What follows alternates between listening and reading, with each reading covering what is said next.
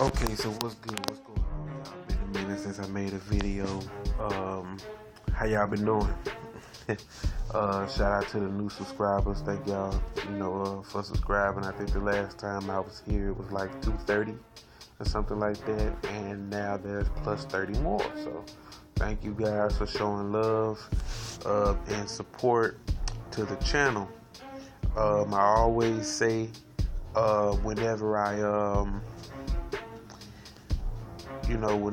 get into conversations like this, that I'm not here to be famous.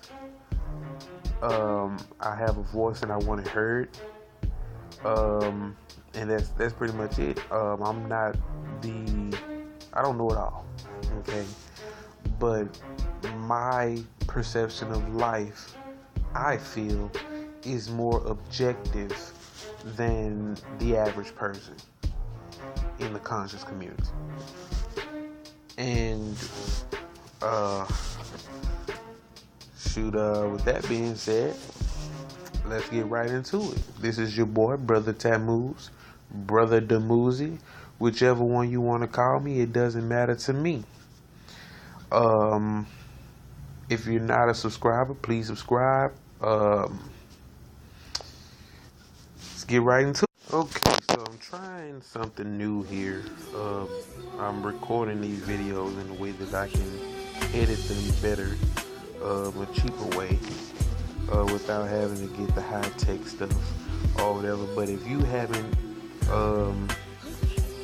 looked at the title of the video and you just clicked on the video because you saw the thumbnail, well, unfortunately for you, this video is going to be talking about empire and the negative perception that conscious people have of it.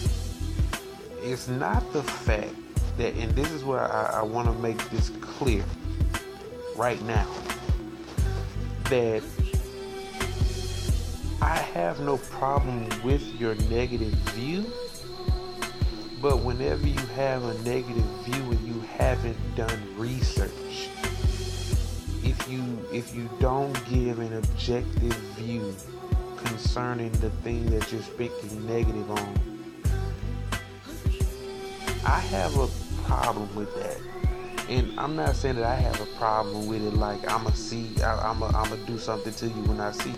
I don't have a problem with it like that. As far when those of us who are in the conscious community call ourselves conscious, we call ourselves conscious based on the fact that we are aware.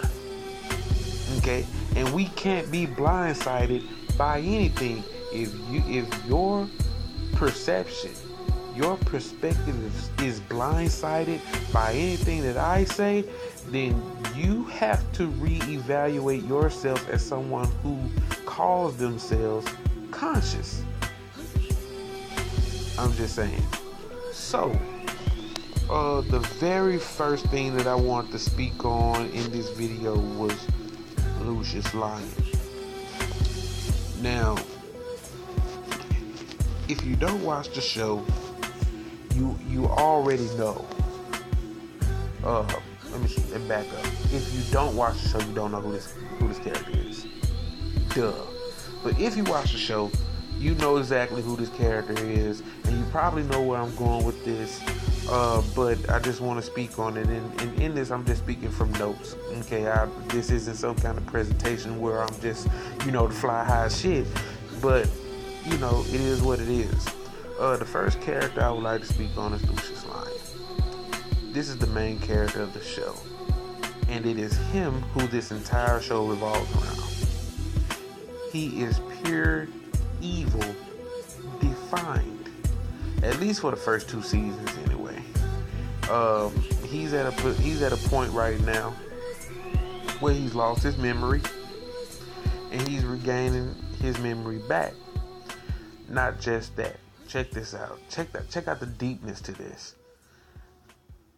He was an evil-hearted asshole, right? He lost his memory and he became this good guy. Okay. tender-hearted and this, that, and third. As his memories started coming back, he was learning how to utilize the evil parts of him. Those of you who are so-called conscious kind of know where this is going.